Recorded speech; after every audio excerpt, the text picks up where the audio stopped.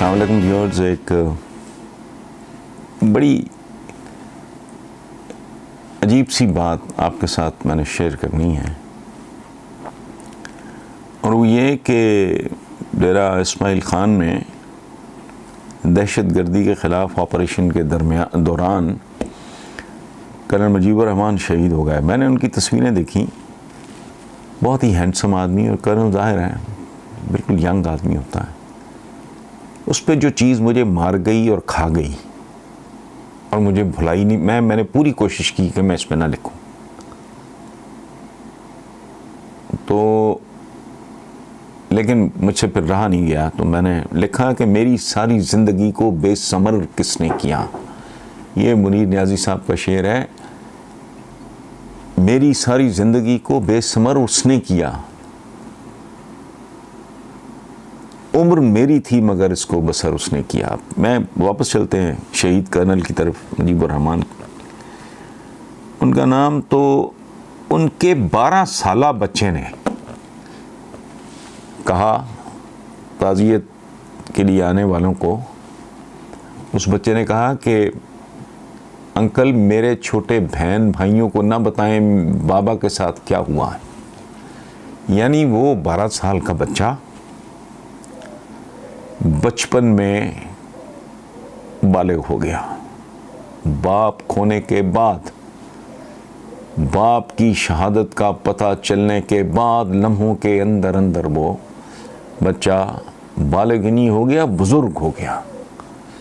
12 साल का बच्चा जब कहता है मेरे छोटे बहन भाई, तो वो कितने छोटे होंगे। तो अच्छा,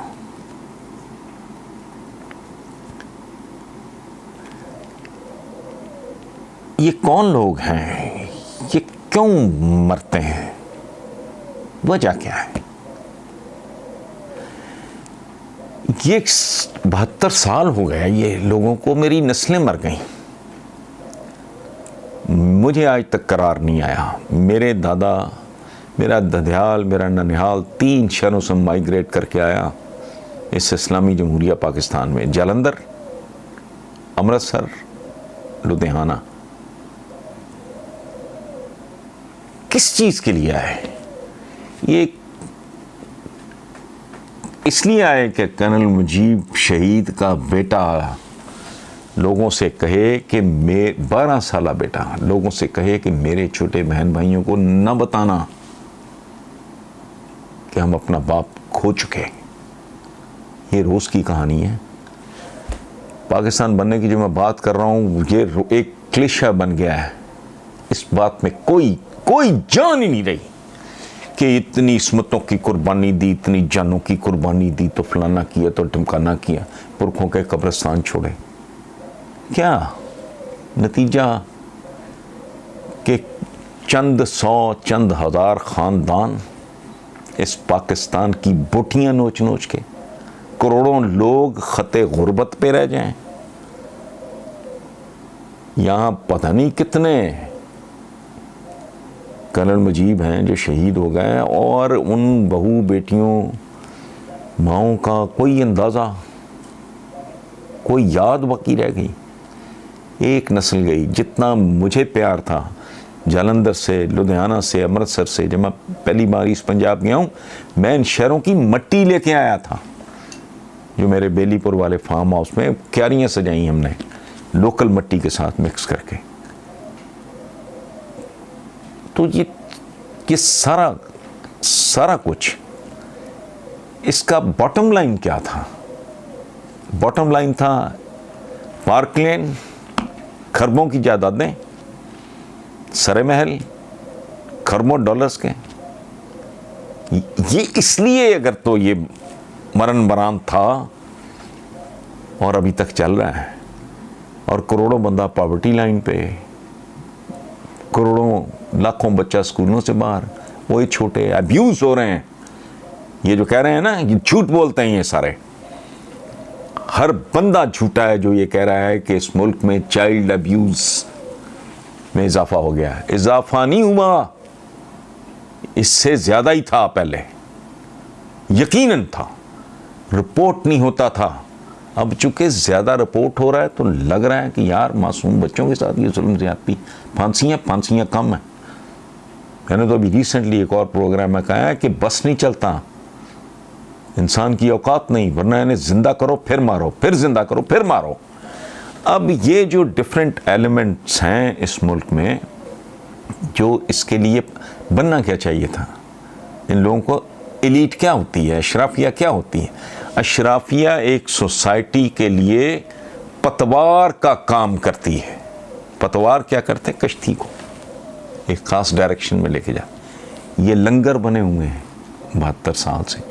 ये कर्नल शहीद और ऐसे बेशुमार खूबसूरत लोग, मुझे वो खातून नहीं भूलती, मुझे वो कैप्टन का नाम भूल गया है, ताबूत के ऊपर था शीशा और उस नौजवान कैप्टन की बेवा ऐसे गाल उसके ऊपर रख के और अपने शौहर के ना माथे पे हाथ फेर रही थी, शीशे के ऊपर हाथ फेर रही थी। मतलब था तो ये जो है ना, वो कौन लोग हैं, कैसा कैसा एलिमेंट है इस मुल्क में जो इसकी बर्बादी पे तुला हुआ है।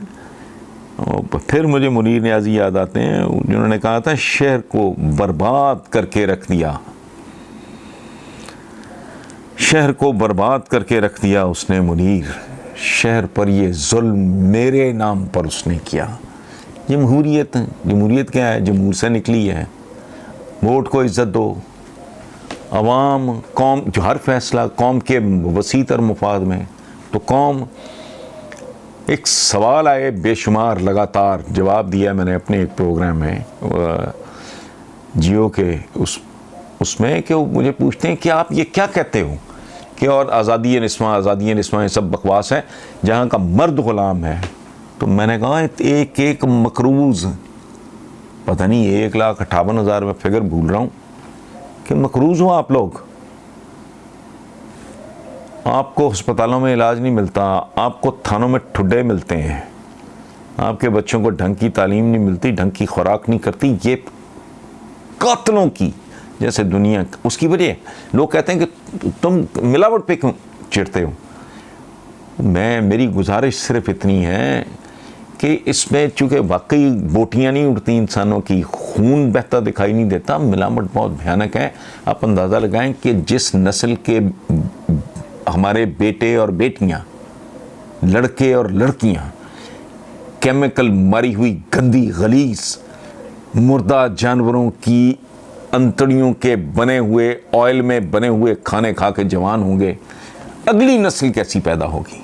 बस सिर्फ इतनी गुजारिश है कि जिसे कहते हैं ना कि बस अल्लाह करे, अल्लाह को रहम आ जाए। अभी मेरे पास हमारा बेटा आसिम नाम है, मौलाना तारिक जमील का, बहुत ज़हीन, बहुत पाकीज़ा बच्चा। तो वो कह रहा था कि अंकल मुझे जब वो बच्चे शहीद हुए वो पब्लिक स्कूल में, तो तब मेरे दिल के अंदर से आवाज़ आई कि बस इसके बाद तो कुछ भी नहीं, पाकिस्तान को ट्रैक पे आना होगा। अल्लाह करे पाकिस्तान ट्रैक पे आ जाए और हम में से किसी के बेटे को, 12 साला बेटे को ये बात न कहनी पड़े कि अंकल मेरे छोटे बहन भाइयों को ना बताना कि मेरे बाप के साथ क्या हुआ।